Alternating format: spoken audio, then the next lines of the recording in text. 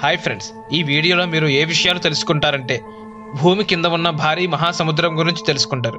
అలాగే భూమిపై ఉన్న నీరు మొత్తం ఒకేసారి మాయమైపోతే ఏమవుతుందో కూడా తెలుసుకుంటారు. సో ఎందుకు ఆలస్యం, లెట్స్ గెట్ స్టార్టెడ్. ముందుగా జియాంట్ ఓషియన్ గురించి. ప్రపంచంలో మొత్తం 7 సముద్రాలు ఉన్నాయి. ఇక భూమిపై 3 వంతుల నీరు ఉంటే 1 వంతు మాత్రమే భూమి ఉందని మనం చిన్నప్పటి నుంచి చదువుకుంటున్నాం. అయితే తాజాగా మరో కీలక విషయం బయటపడింది. భూ ఉపరితలం కింద మరో భారీ సముద్రం ఉన్నట్లు రీసెర్చ్లో తేలింది.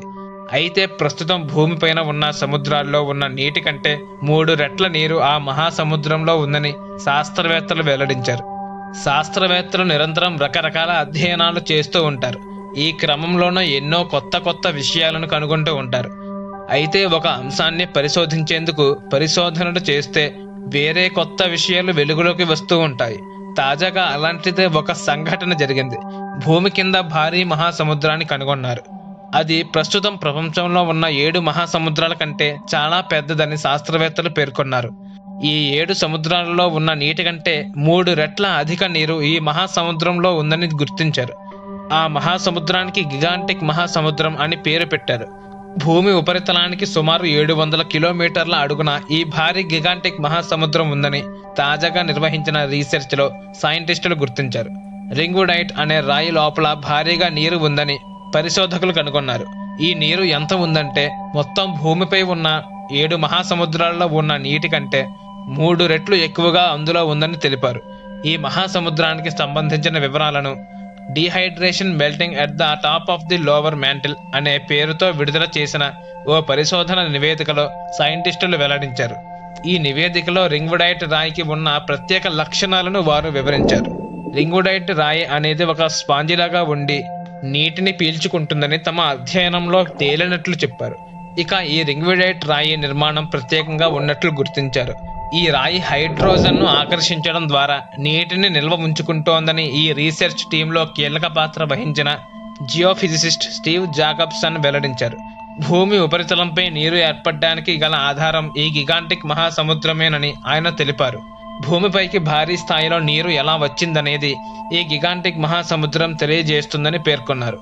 భూమి పొరలో దాగి ఉన్న ఈ నీటి జాడ కోసం శాస్త్రవేత్తలంతా దశాబ్దాలుగా ఎదురు చూస్తున్నారని ఆయన వివరించారు. భూకంపాలపై పరిశోధనలు జరిపిన సైంటిస్టులు భూకంపాలను కొలిచే సీస్మోమీటర్లు భూమి అడుగున షేక్ వేవ్స్ ను గుర్తించడంతో భూమి అడుగున నీటి జాడను కనుగొన్నారు. భూమి మ్యాంటిల్ మార్పిడి జోన్లోని ఖనిజాల్లో భారీ స్థాయిలో నీటి నిల్వ సామర్థ్యం ఉందంటే దాని అర్థం భారీ నీటి జలాశయం ఉందని గుర్తించారు. మ్యాంటిల్ భాగంలో నిట్ట నిలువున పారే నీరు ఎండిపోవడానికి ఇది దారి తీయవచ్చని సైంటిస్టులు చెబుతున్నారు. భూమి లోపల క్రస్ట్, మ్యాంటిల్, కోర్ అనే 3 పొరలుగా ఉంటుందని చెప్పారు. సో ఈ టాపిక్ ఇలా కవర్ అయితే ఇక నెక్స్ట్ టాపిక్ వచ్చేసి భూమిపై ఉన్న నీరు మొత్తం ఒకేసారి మాయమైపోతే అసలు ఏం జరుగుతుంది అనేది ఇప్పుడు తెలుసుకుందాం. ఈ భూమిపై 70% వరకు నీరు ఉంది. మిగతా 30%లోనే మన ఖండాలున్నాయి. 450 కోట్ల సంవత్సరాల వయసున్న భూమిపై జీవరాశులు ముందుగా పుట్టింది సముద్రాల్లోనే. ఆ తర్వాత వాటిలో కొన్ని భూమిపై రావడం, భూమిపై జీవించడం అలా అలవాటు చేసుకున్నాయి. కప్పలు, పాములు, తాబేళ్ల వంటివి అటు నీటిలో ఇటు భూమిపై కూడా జీవించగలుగుతున్నాయి. అలాంటి భూమిపై ఉన్న మహాసముద్రాల్లో నీరు ఇంకిపోవాలంటే కొన్ని లక్షల ఏళ్లు పట్టొచ్చు. ఆ నీటిని మనం భూమి లోపలికి పంపేందుకు ఓ క్రికెట్ స్టేడియం సైజు ఉన్న పంపును భూమి లోపలికి వేస్తే అందులోంచి నీరు భూమి లోపలికి పోయేందుకు కొన్ని లక్షల సంవత్సరాలు పడుతుంది. అలా కాకుండా మొత్తం సముద్రాల్లోని నీరు నిమిషంలో మాయమైతే అప్పుడు ఏమవుతుందో ఇప్పుడు తెలుసుకుందాం. సముద్రంలో నీరు మాయం కాగానే ముందుగా ఈ సమస్యను ఎదుర్కొనేది స్విమ్మర్లు, సైలర్లు, అలాగే క్రూయిజ్ నౌకల్లోని ప్రయాణికులే. వీరందరిపైన ముందుగా ప్రభావం పడుతుంది. నీరు మాయమైన సెకండ్లలో స్విమ్మర్లు డైరెక్ట్ సముద్ర గర్భంలోని ఇసుకలో పడతారు. అలాగే నౌకలు కూడా సముద్ర గర్భంలో పడి పేలిపోతాయి. టైటానిక్ లాంటి పెద్ద నౌకలు కూడా 30 సెకండ్లలో సముద్ర గర్భంలో ఇసుకపై పడి ముక్కలవుతాయి. ఇలా అన్ని నౌకలు నిమిషంలో పేలిపోతాయి. ఎప్పుడైతే నీరు లేదో సముద్రంలో చేపలు, డాల్ఫిన్లు, తిమింగలాల వంటి అన్ని జీవులు కూడా చనిపోతాయి. తాబేళ్ల వంటివి బతికినా అవి కూడా త్వరలోనే చనిపోతాయి.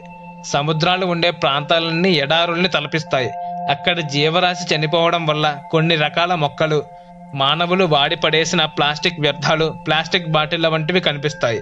అలాగే విరిగిపోయిన నౌకల విడిభాగాలు దర్శనమిస్తాయి. శతాబ్దాలుగా సముద్ర గర్భంలో కూలిన నౌకలన్నీ ఇప్పుడు కనిపిస్తాయి. సముద్రాలు భూ వాతావరణాన్ని చల్లబరుస్తాయి. అవి సూర్యుడి నుంచి వచ్చే వేడిని లాక్కుంటాయి.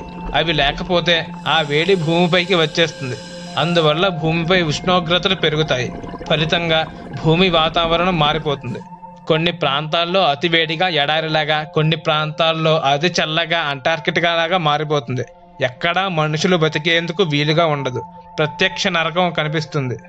సముద్రాల వల్లే మేఘాలు ఏర్పడుతున్నాయి. అవే భూమిపైకి వచ్చి వర్షంలా కురుస్తున్నాయి. చెరువులు అలాగే నదులు నిండుతున్నాయి. ఎప్పుడైతే సముద్రాలు మాయమవుతాయో ఆ క్షణం నుంచి మేఘాలు తగ్గిపోతాయి. వర్షాలు పడవు. 97% నీరు లేనట్లే.